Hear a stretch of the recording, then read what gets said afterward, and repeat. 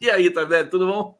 Tudo bem, bom dia TVT, bom dia a todos, bom dia a todas, certo? Bom dia esquerda. É uma delícia falar numa rádio de esquerda, certo? Jornalismo crítico e responsável. Isso eu adorei, assim, né? Olha, foi um festão. Como toda festa, a gente vai para confraternizar, a gente vai. Na hora que você falou que você tem imagem, eu estou até aqui com medo de imaginar se eu vou estar em alguma delas, e se eu estiver, certamente não sou eu, certo? Tal Paulista. Foi um clone que a inteligência artificial me fez de mim, certo?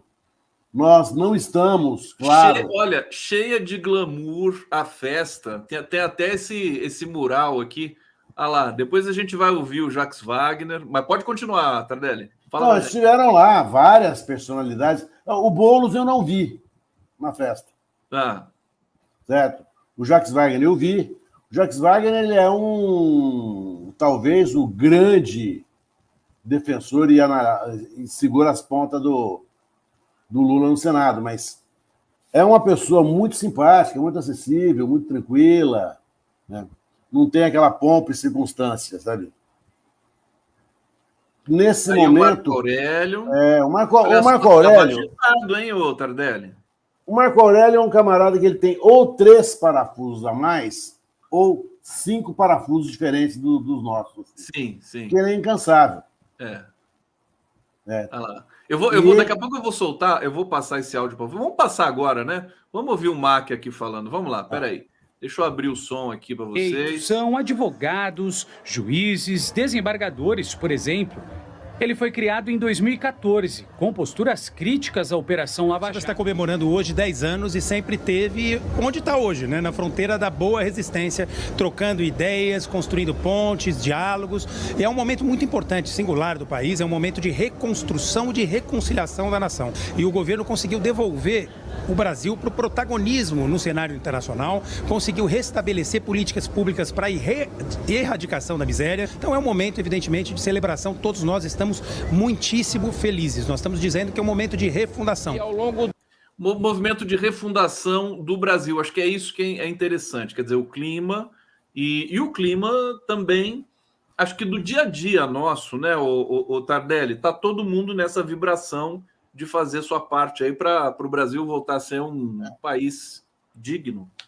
não há dúvida, um ano depois do início do governo, e um início muito conturbado, com o 8 de janeiro, que poluiu as águas, né? Não impediu que o governo saísse, deslanchasse para as suas questões de governo. O governo Lula teve que nascer se colocando na defensiva da sua própria não extinção. Na primeira semana de governo, houve uma tentativa de golpe terrível.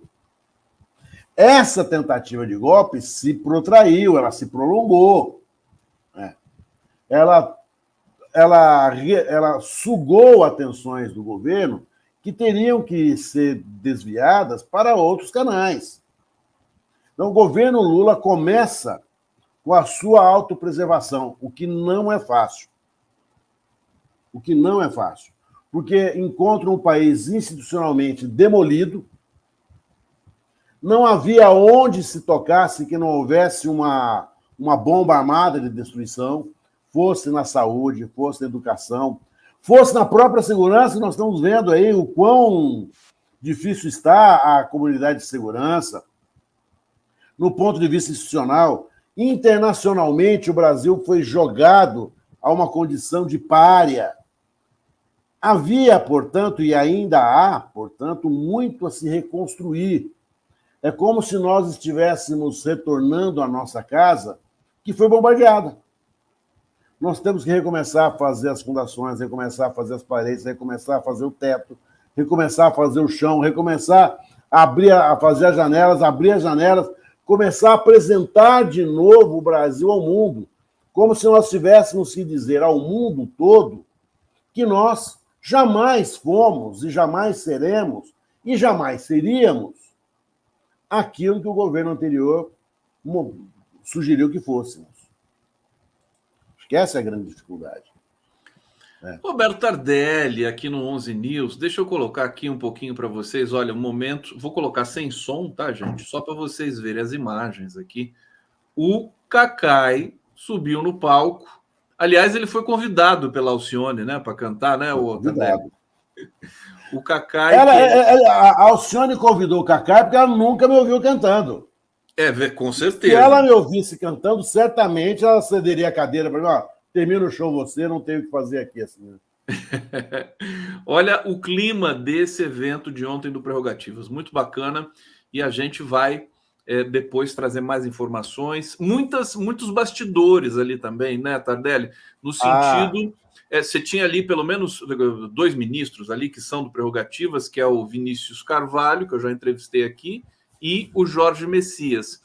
E aí suscitou, não sei se o Lewandowski estava lá, acho que não, né? Não. Mas o nome do Lewandowski passou a ser muito comentado para assumir o Ministério da Justiça, seria o perfil ideal. Eu também acho que ele tem um perfil perfeito, né, para o Ministério da Justiça, a condição do país, né, de onde vem o Lewandowski e tudo mais.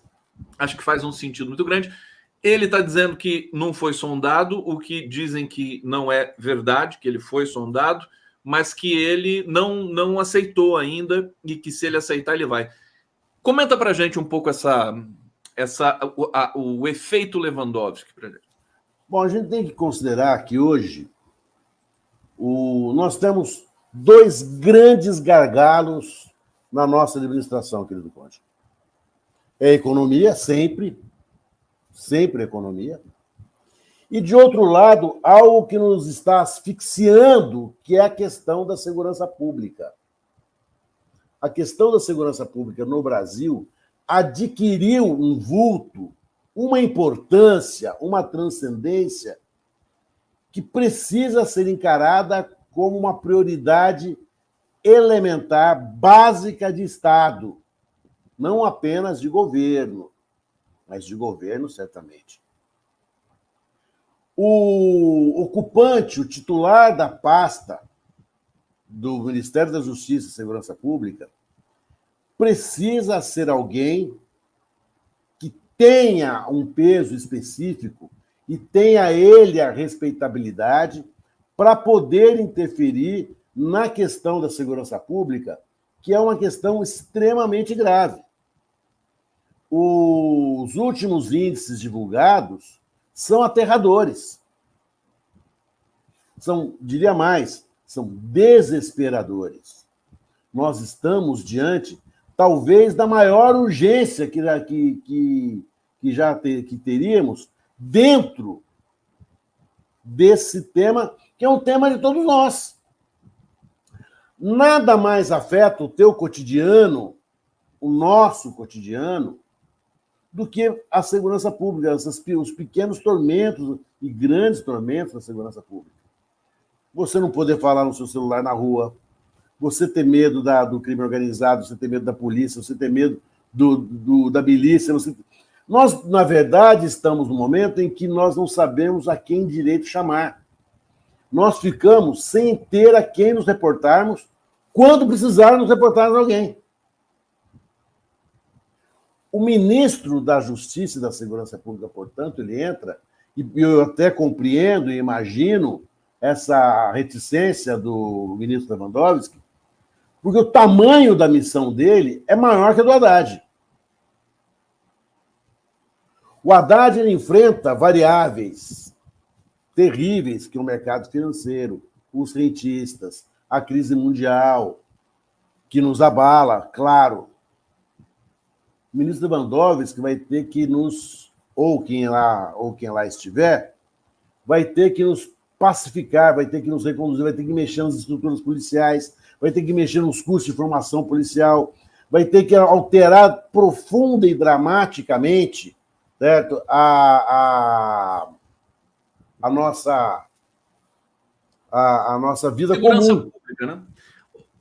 Deixa eu aproveitar e dentro da tua resenha sobre o Lewandowski, você acha que ele tem um perfil para assumir a segurança pública do país? Eu acho que ele tem experiência.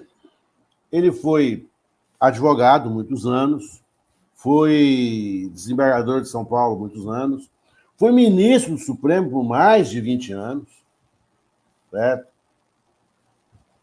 Foi presidente do Supremo Tribunal Federal, foi presidente do TSE, presidiu aquela terrível deposição da presidenta Dilma, ele que presidiu aquela sessão historicamente lamentável do Senado Federal.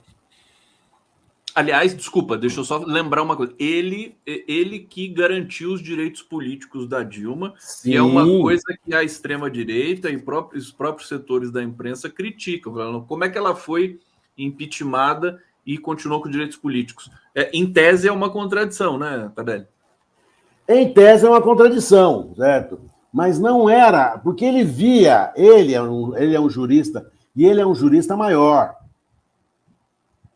Ele não é um repetidor de leis, ele é um jurista no sentido clássico e filosófico dessa expressão. Ele percebeu que não havia crime de responsabilidade naquilo que estava sendo ali julgado.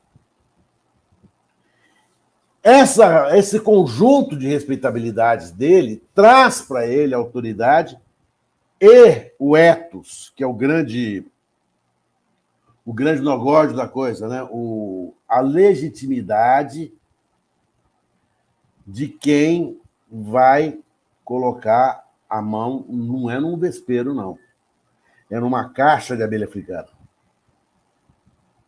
Nós temos que olhar a segurança pública como algo da mais absoluta urgência. Para isso, nós temos que ter alguém que possa reunir qualidades pessoais, ele as tem, mas que também tenha visibilidade para poder impor as mudanças que terão que ser impostas. Nós precisamos, querido amigo Conde, nós precisamos, assim, o sonho é que numa live daqui a um ano, no dia 8 de dezembro de 2024, a gente possa dizer, olha, o pior passou. Porque nós estamos no meio do pior. O que acontece no Rio de Janeiro, agora as milícias de extrema-direita, os playboys justiceiros, de... né? Justiceiros. Eu ia te perguntar justamente isso. O que é? Qual que é que sintoma é esse? Quer dizer, as pessoas passam a querer fazer justiça com as próprias mãos. É sintoma de ausência, né? De segurança. Existe uma expressão chamada anomia, que é a ausência de lei, a ausência de autoridade, a ausência de institucionalização, a ausência de Estado. É o cada um por si. O Rio de Janeiro, hoje, se assemelha muito ao que foi Berlim logo depois do final da Segunda Guerra. Com a Alemanha derrotada e destruída, houve um momento em que os alemães passaram por essa autodefesa privada, formando milícias na rua, milícias em Berlim. Só não explodiu aquela cidade porque ela estava fatiada em várias possessões, a francesa, a inglesa, a americana, certo? Que puderam, a russa, frente russa, que puderam dar uma organicidade à Alemanha. O que existe no Rio de Janeiro hoje é o desmonte absoluto de qualquer estrutura pública de atendimento à população. Na hora que você vê milícias privadas saindo à rua para espancar pessoas que entenderem suspeitas, Conde, isso é o fim. Ninguém mais fala assim, não, eu vou chamar a polícia. Não há polícia chamada, polícia sou eu. Eu quem? Eu qualquer um. Eu e meu vizinho. Eu e minha turma.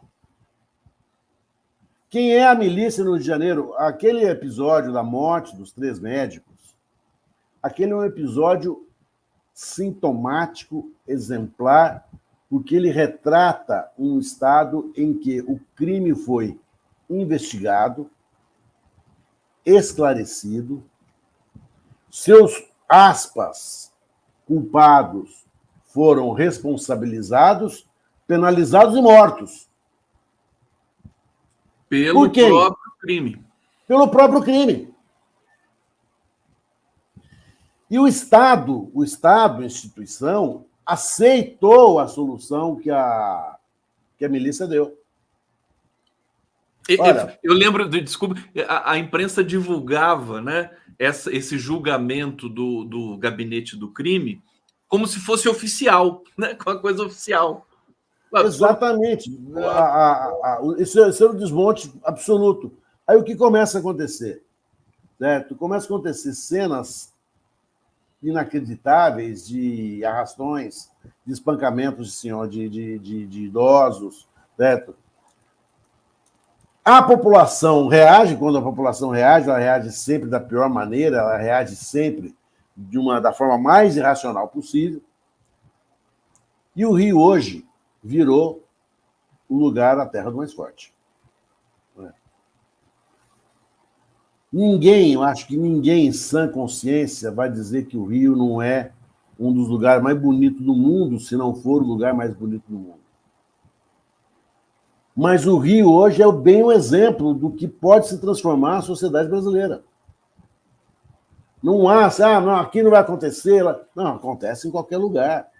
Porque o que está havendo é que a comunidade de segurança é como se ela fosse um vulcão que entrou em erupção, certo? E esse vulcão em erupção, certo, fez com que nós perdêssemos completamente nossas referências institucionais. O Rio é o retrato do que o ministro que chegar nessa pasta vai encontrar. Roberto Tardelli, o Arthur Vinícius está te provocando aqui. Ele falou: bom dia, Tardelli, belo jacão da Academia Brasileira de Letras. Olha só, isso é uma camiseta africana. Africana, from Senegal. Senegal. Aliás, Tardelli, se você me permite, eu estava hoje ali vasculhando o seu Twitter. Você precisa atualizar seu Twitter, pô.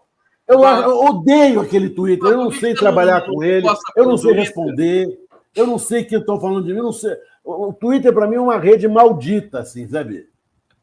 E você usa mais o Instagram, né? Eu uso mais o Instagram.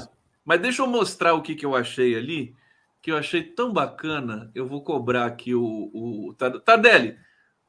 Que foto é essa, Tardelli? Olha só, olha o Tardelli aqui, parece um artista. It's me! Que bonitinho, Tardelli. Eu não conhecia essa foto sua aqui. Mas eu vou mandar para você outras dessas para colocar e animar a nossa conversa aqui, que eu aguardo ansiosamente. Eu também. Essa camisa é brincadeira, essa que você está usando aqui. Tem mais uma do Tardelli, ó. Tardelli com Lulão. A cara do Tardelli, ó. O que é isso aqui que você estava usando um babador aqui para não babar? Máscara, era máscara. Eu tirei a máscara porque a gente vai tirar foto com máscara do lado dele, ninguém vai saber que sou eu. Né? É verdade, eu tirei foto com ele de máscara. Eu tirei de máscara. Deixa eu aqui. E essa aqui, eu achei demais. Tardelli. Fashion. Essa aí é quando eu vou. Vou te contar, viu? Quando eu vou cozinhar, eu gosto de colocar essa camisa aí assim. Viu? Ah, é? É. Muito legal. Deixa eu parar a tela aqui. Vamos voltar aqui para o nosso mosaico. Tardelli, fala, querido. Isso aqui que você quer falar? Então, só para concluir assim, eu acho que talvez seja hoje a pasta mais nevrálgica do governo. O Haddad está indo bem. Ele conseguiu passar a reforma tributária, que é uma obra ciclópica. Né? Ciclópica, as pessoas não têm ideia do tamanho que é a reforma tributária. Está conseguindo equilibrar as contas, certo? Conseguiu aprovar o imposto das grandes fortunas. Finalmente nós vamos ter o helicóptero pagando, certo, IPVA, a moto náutica, o jet ski pagando IPVA, o avião pagando IPVA, certo? Mas na questão da segurança pública, ela toca a gente naquilo que é nosso mais irracional dos temores, que é o medo de morrer. É a maior preocupação da população brasileira nesse momento. Porque é o medo de morrer. Olha, todo mundo tem medo. Por que a gente tem a polícia? Porque a gente tem medo de morrer. Nós precisamos de alguém que nos proteja. Nos proteja do quê? Da morte. Eu não tenho medo de perder o meu celular roubado. Eu tenho medo de, por causa de um celular, alguém tirar minha vida por causa disso. E a gente sempre recomenda aqui, na recomendação, né, inclusive das próprias autoridades, é não reagir a assaltos, né? Porque sempre que há uma reação, quase sempre o assaltado se torna uma vítima, né? Então, deixa levar. Olha, aliás, o roubo de celular disparou, né? Não só no Rio, mas no Brasil inteiro. No Brasil inteiro, para você falar no celular hoje, você fala dentro de casa. Onde, teoricamente, você não precisaria falar do celular. Você não usa o celular na rua. No carro ele está sempre escondido. Eu já tive 4 celulares furtados. A sensação é horrível. Horrível. É horrível, é horrível. Agora, imagine aquela mulher, aquela diarista, aquele ajudante geral, que é chamado pelo celular. O celular é o contato dele com o mundo. Claro. Se ele perde esse contato, ele passa fome, velho. Tardelli, deixa eu trazer um comentário aqui para você. Olha, especialmente a Esther Figueiredo. Tardelli é gato. Oh, Esther! Obrigado. Subscrevo. Ô, Tardelli, eu como linguista não gosto muito de... aliás, os linguistas eles combatem a zombaria com relação aos desvios da norma padrão da linguagem. O que se costuma dizer por aí, popularmente e equivocadamente, de erros de português. O cara fala errado, não sei o quê. A gente não gosta muito. Mas o Sérgio Moro não dá. Com o Sérgio Moro não dá. Eu vou mostrar um trecho do que ele falou. É absolutamente chocante o que ele diz aqui. Está aqui para vocês. Vamos lá. Passaram comigo, mas os contratos abrangem prestação de serviço também a outros indivíduos. Tanto que o valor é elevado e aquilo não corresponde ao que foi gasto especificamente com mim. Com gastos declarados pelo partido. Só que eles abrangem outros indivíduos que não só mim. Meu Deus. Tardelli, não, isso aqui para mim... olha a cara das meninas aqui, que são suas colegas lá da CNN. Não, do ICL. Do ICL aqui. Ele falou com mim. Ele falou com mim. Com mim. Ele não falou isso, não. Não falou, vou botar de novo aqui para você. Que isso? Olha aqui, ó. Eu também não acredito. Comigo, mas os contratos abrangem prestação de serviço também a outros indivíduos. Tanto que o valor é elevado e aquilo não corresponde ao que foi gasto especificamente com mim. Com gastos declarados pelo partido. Só que eles abrangem outros indivíduos que não só mim. Que não só mim. É impressionante, quer dizer, é um erro que não existe, que é muito raro, que é uma coisa quase impossível da pessoa cometer, usar o pronome oblíquo, né, no lugar do reto. Uma coisa é aquilo que a gente chama de gramática achada na rua. Que é a gramática que as pessoas praticam, é a gramática deliciosa de se ouvir das ruas, assim, sabe? É aquele português criativo e irônico que a gente faz no Brasil. Outra coisa é isso. É não saber se comunicar. Eu nunca ouvi ninguém... Conde, olha, 40 anos ouvindo gente, hein? Eu devo ter ouvido dezenas de milhares de pessoas. Eu nunca ouvi com mim. Eu até assustei, será que eu ouvi? Com mim, eu nunca ouvi. Pois é uma loucura isso aqui. Eu já ouvi semigo, certo? Várias vezes semigo, né?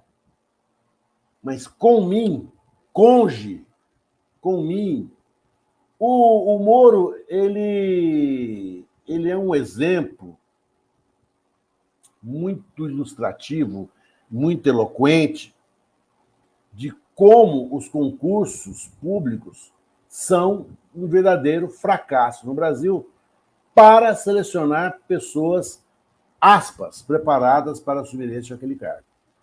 Não é possível que alguém, num concurso tão seletivo como é o concurso para juiz federal, tenha esse nível de comunicação. Não, é uma coisa que, inclusive, é no campo do humor, é jocoso, né? E tem um viés preconceituoso. Eu me lembro dos anos 90, né? As pessoas que criticavam, zombavam dos indígenas, né? Mim quer tocar. A música do o Traje a Rigor, né? Mim quer tocar, mim gosta ganhar dinheiro. Que supostamente o indígena teria essa característica, né? É um simulacro, né? Mas é uma coisa rara. Agora vamos falar, o Tardelli, da questão oficial, padrão, concreta do Sérgio Moro. Ele parece que ele se autodenunciou ali quando ele diz que assinou um documento que repassava uma receita, uma verba de campanha, e que aquilo foi usado como uma outra coisa. Quer dizer, ele se autodenunciou. É tão incompetente que ele se denunciou ali. Quer dizer, ele está praticamente caçado, né? O depoimento que ele fez para o TRE. Eu acho que a trajetória, o voo do Moro, o voo político do Moro é um voo de galinha. Ele já está acabando, já está no fim. Só que o que é ruim pode piorar. Nós temos que pensar que se o Moro sair, pode chegar alguém, certo? E tenho ouvido, e já li em algum lugar por aí, que a Michele Bolsonaro vai se transferir para o Paraná, fazer dali seu domicílio eleitoral, para disputar a vaga do Moro, caso o Moro venha a ser cassado. Vai ser uma interessante substituição do horroroso pelo pior ainda. Certo? Nós temos uma dicotomia, uma contradição nessa história do Moro. Né? Como que alguém tão limitado, como que alguém tão fraco, tão juridicamente raso, adquiriu a proeminência que teve? É um mistério, Conde. Moro, na verdade, não poderia jamais ter sequer se formado. E ele é professor doutor. Ele é professor da Universidade Federal do Paraná. Ele foi juiz de direito. Ele passou pelo chamado estágio probatório, que é um período... Você lembra que ele quase foi para o STF? Você já pensou se ele tivesse ido para o STF? Nós teríamos no STF um idiota do ponto de vista jurídico, um imbecil jurídico. Não é o caso de não ter notório saber. A expressão, perdão, notório saber, ela ganha relevância porque o Moro poderia ser juiz. Olha do que nós nos livramos no Supremo. Ninguém poderia ser pior do que ele. Mas é uma dicotomia. O ministro Gilmar Mendes, ele teve um momento de tristeza e disse o seguinte: nós precisamos rever os concursos públicos da magistratura, do Ministério Público, que não é possível, Conde. É inacreditável, é inexplicável, é ininteligível tentar montar qualquer raciocínio teórico possível que termine, olha, Sérgio Moro foi o juiz de direito, foi o juiz mais importante da história do judiciário brasileiro, prendeu o presidente da República, prendeu o candidato que estava em primeiro lugar nas pesquisas eleitorais, queria ganhar a eleição. Quando todo mundo imaginava que ele fosse um cérebro assim, finamente maldoso, um Lex Luthor do direito, a gente está se dando conta de que ele é um idiota. Que ele é um cara raso, ele é um ignorantão. O cara que chega no TRE do Paraná e fala isso que ele falou. Se eu fosse advogado do Moro, eu teria levantado e ido embora. Não tenho mais o que fazer aqui. O advogado, ele não quis responder as perguntas do advogado do PT, porque o PT e o PL que entraram com um processo contra ele ali para que ele fosse cassado por causa de contas de campanha, está sendo acusado de Caixa 2 e abuso de poder econômico. Ele se negou a responder, ficou em silêncio, e o advogado do PT depois disse assim, bom, o Moro se autodenunciou, quer dizer, eu agradeço muito que ele tenha feito isso, né? Facilita. Se eu fosse advogado do PT, eu não sei se eu teria outra pergunta a fazer depois do que ele disse. Né? Olha, qual é a dúvida se esclarecer? Ele esclareceu, não repassou, eu repassei verba de campanha para outras pessoas. Ô Tardelli, é uma agonia lenta e contínua, né? Às vezes a gente fica na ansiedade de ver o Bolsonaro preso, o Moro preso e tudo mais, o Dallagnol, né? Esse pessoal que destruiu tudo que passou pela frente. Agora, essa agonia lenta, eu acho que ela é até mais interessante, né? Porque consolida, né? Consolida a falta de caráter de todos esses personagens. De todos eles. E eu acredito, é um palpite, Conde, é um palpite meu. Palpite. Como se fosse bolão de futebol, entendeu? Mas eu acredito que a nomeação do Procurador-Geral da República tenha passado por aí. Olha, você vai pegar essa gente? Porque como você deu um monte, o Procurador-Geral da República indicado, ele não tem uma característica especialíssima que o diferenciasse de todo. Igual você, tem um monte lá dentro. Você vai fazer isso? Eu acho que ele entra com essa missão, a julgar pela indicação que foi feita pelo Gilmar e pelo Alexandre, né?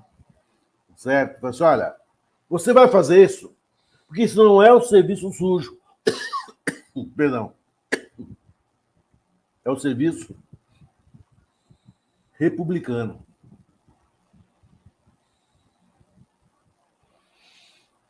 Eu acho que em 2024 nós vamos ter novidades muito interessantes nesse aspecto. Olha aqui que o Tardelli está falando aqui. Eu não sei, talvez, certamente, né? Não. Se alguém falou isso com o Gonê, não foi o Lula. Eu acho que passa mais pela concertação via Alexandre de Moraes, Gilmar Mendes, tudo mais. Hoje tem uma nota aqui que digna de comentário, que é o Bolsonaro, ele está em pânico com a ida do Dino para o STF, está morrendo de medo. Ele afirmou para aliados que já deu como certa a aprovação do Dino no Senado, e ele está dizendo que o cerco vai se fechar contra ele. Faz todo sentido, né? Quer dizer, o Flávio Dino no STF, ele vai se juntar, né, ao Alexandre de Moraes e Gilmar Mendes e quem mais? Acho que tem um conjunto ali que já garante uma maioria para a condenação do Bolsonaro. O próprio Zanin. Né? O próprio Zanin. O Zanin. Certo. O que eu acho, assim, o Flávio Dino, ele é um ministro que entra todo mundo sabendo quem ele é. Ele é altivo, irônico, gosta dos inimigos que tem, a impressão que dá é que ele cultiva no vaso dos inimigos, ele joga lá uma aguinha todo dia, certo? Né? E o Bolsonaro está morrendo de medo, porque não se colocasse outro, porque precisariam colocar um outro Aras para, por exemplo, arquivar a CPI da Covid, que foi, na minha opinião, na minha modestíssima opinião, um atentado à dignidade nacional, assim. Porque nós vimos, foi produzido ao vivo, nós vimos em nossas casas, nós acompanhamos aquela CPI no dia a dia. Todos nós sabemos onde está a responsabilidade criminal do Bolsonaro na Covid. Desde a história do $1 por vacina, até a recusa dele, dolosa, consciente, proposital na aquisição de vacinas que poderiam ter salvado milhares de vidas, o cabra vai lá e, numa canetada, jogou tudo isso por arquivo morto. Toda aquela CPI não dá em nada, porque para na caneta mais poderosa do Brasil, que é a caneta do Procurador-Geral da República. Sem a menor dúvida. Eu acredito que agora esse procurador que está entrando, com todo o perfil conservador, com todo o perfil... ele entra para fazer isso aí. Olha, nós temos que terminar a reconstrução republicana. A reconstrução republicana passa, sim, e passa inapelavelmente pelo processo, denúncia, processo, condenação e prisão, seja de Bolsonaro, seja de seu núcleo mais próximo. Aquele ministro da Saúde, aquele general, a ministra de Direitos Humanos, os filhos evidentemente ligados à milícia, empregaram o miliciano nos seus gabinetes, condecoraram o miliciano. Aliás, o discurso do Dino sobre essa questão é fantástico, né? Eu não emprego miliciano, eu não tenho amizade com miliciano, eu não dou prêmio para miliciano. Aquilo lá foi sensacional. Aquilo foi definitivo, né? Agora, nós precisamos, porque o risco está em daqui a 4 anos, essa gente mais venenosa, mais experimentada, que anda com muita desenvoltura por todos os pântanos ideológicos que a gente possa imaginar existir, venha para política de novo e venha, certo? Sem mais nada ter a perder. Tardelli, eu vou quebrar o protocolo aqui. Vou colocar o James Onig. Rapaz do céu!